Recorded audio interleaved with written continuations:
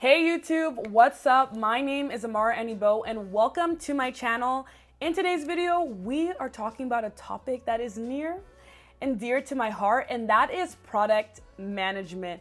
I didn't understand or even find out about product management until about 3-4 years ago when I started interning at Microsoft. I was a whole computer science major in college and didn't even know that PMing was a viable option.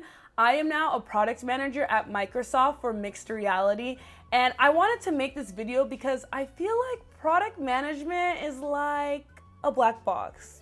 So you know about it, you hear about it, you know it's there, but you don't really know what's inside. You don't know really what it entails. And I wanted to make this video to just create more clarity around the PM discipline, but also give you extremely helpful tips to help you land your first product management role. This video is for anyone and everyone who's interested in product management, whether you are a college student, you are early in your career, you are in the middle of your career trying to make a transition. All of these tips will be applicable to you. And while you're at it, do you go a favor? Don't be shy. Come like, comment, subscribe. You know the drill. Leave a comment down below if you want to see more PM content, and I'll do my best to get to your suggestion and make that video. So with all that being said, let's get into the content.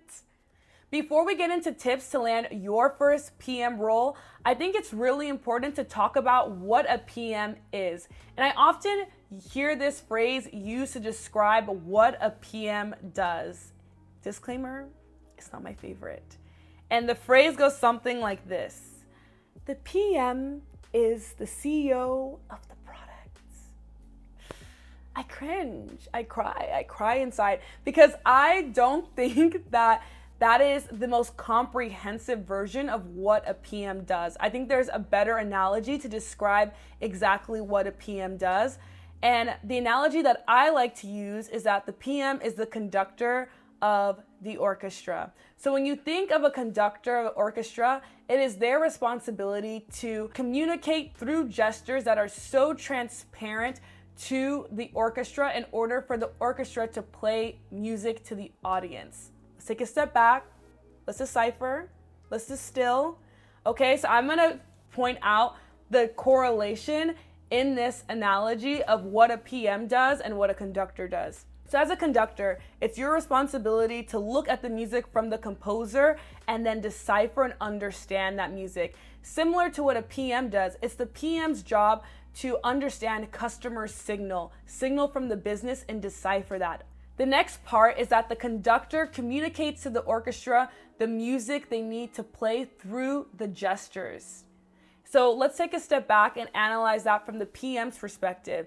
These engineers and designers and other people you are working with are the musicians, and it's your responsibility as a PM to communicate with them about the vision of the music that needs to be carried out. And this is done through gestures. The conductor uses gestures that are so transparent that the orchestra understands how to play out that music. And that final sound, that music, is the product, the program, the project, whatever it is that you as a PM are spearheading. And it's important to note that the PM is not the one making the music, but the PM is responsible for facilitating the process and making sure that the final product comes together. So that is essentially what a PM does. Being a PM means different things depending on which company you go to. So there's product managers, there's project managers, there's program managers, and those can vary slightly or greatly depending on where you're at. But make sure when you're looking at PM roles that you understand what type of PM you will be and what your responsibility is. The next topic I want to get into is technical knowledge. Is it necessary? This is a question that I get a lot from people who are interested in becoming a PM, and I'm going to answer with a scientist's favorite answer. It depends. It depends on the type of PM role that you are going for. However, I will say this: it never hurts to have technical knowledge. And as a PM, because it's your job to understand customer and business signal, you need to understand that through looking at the data.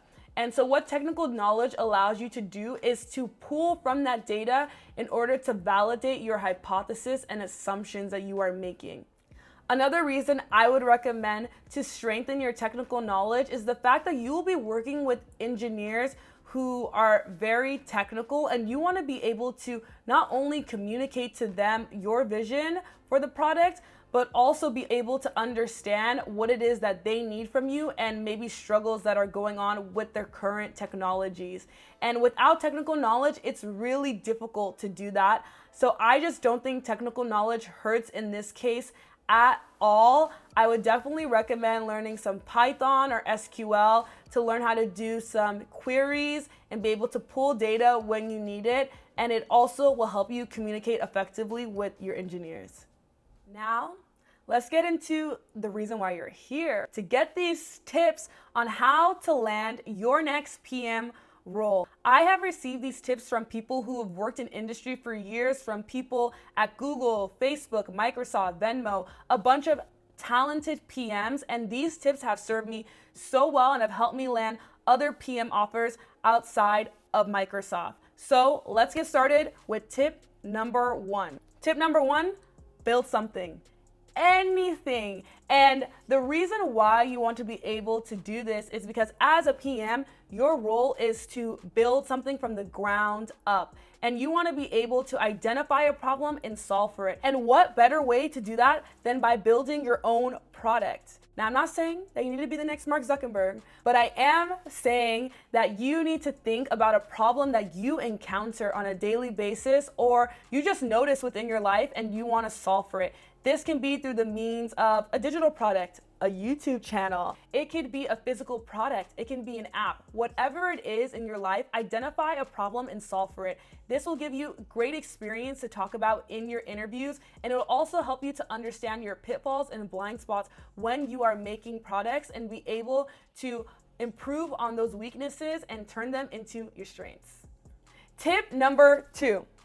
Be more critical of the products that you use daily. I'm talking about your toothbrush, to the pillow you sleep on, to the cup that you drink out of, everything. You want to start analyzing and being more critical of the products around you. You need to ask yourself, what makes this a good product?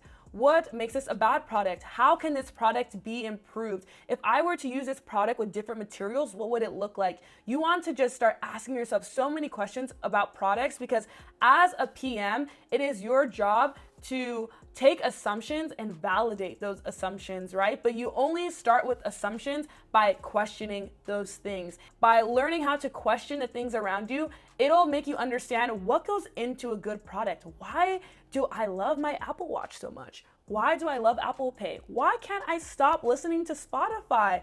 You want to understand those things really well, why you love certain products, or even why you may dislike certain products. Whatever it is, you want to have a strong opinion about the products that you have around you. I promise you that this skill will help you in PM interviews, because it will help you not only analyze these products, but also be critical of them enough to know how to improve them. The last and final tip is to learn how to communicate and distill information concisely. Y'all, this is a hard one. I'm not gonna lie. I struggle with this one a lot of times, and I'm still learning how to do this. But the reason why this is so important is because as a PM, you are communicating with a lot of different stakeholders, and you wanna make sure that you're doing so concisely. As a PM, your number one job is to create clarity. And it's really difficult to create clarity when you're rambling on at length about something that can be explained concisely. The best way to practice this skill is to listen to audiobooks, podcasts, YouTube videos, whatever form of media you prefer, and create a 1-minute summary of it. Distill that information into 1 minute and try to get it as concise as possible. You want to just start practicing how to communicate information concisely and get straight to the point. I hope those tips were super helpful, and I know they're gonna help you land your next PM role. But this video would not be complete if I did not give you resources that will also help you prepare for your interviews.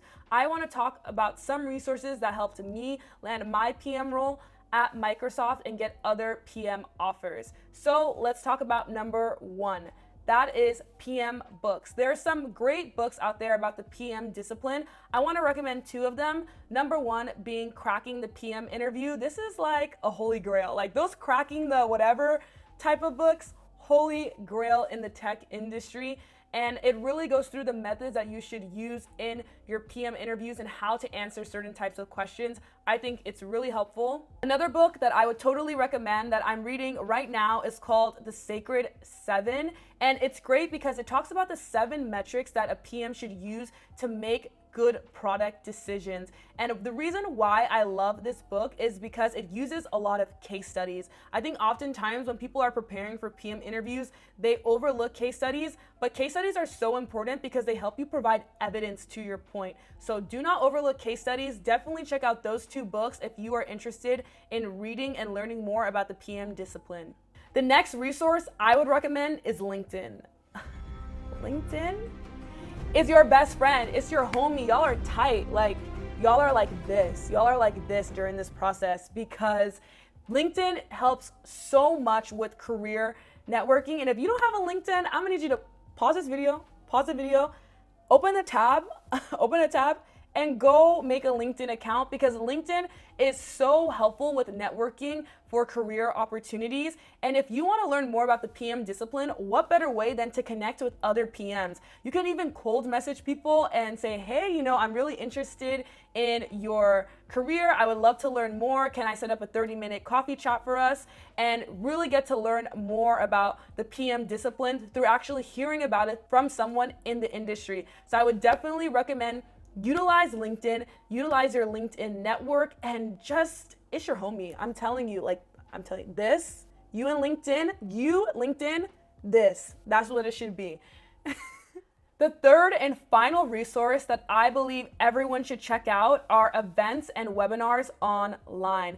These are so helpful. I know, for example, there's this organization called the Product School, and they put on some online webinars and events, and they have people who are PMs across the industry actually come in and talk about their experience. And as I said before, it's similar to LinkedIn in a way that you are learning about a PM's experience straight from the mouth and experience of the PM themselves. And what better way to learn than the person who is doing it, right? So I think events and webinars are super helpful. You can sign up for them. They're usually free. There's also some great videos on YouTube that walk through the PM interview process, the question loops, and I would also highly, highly recommend those.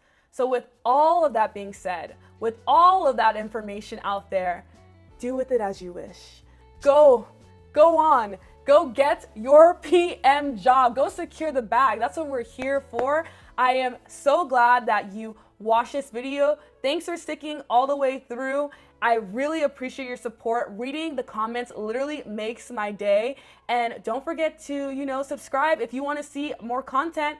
I'll see you in the next video. Bye.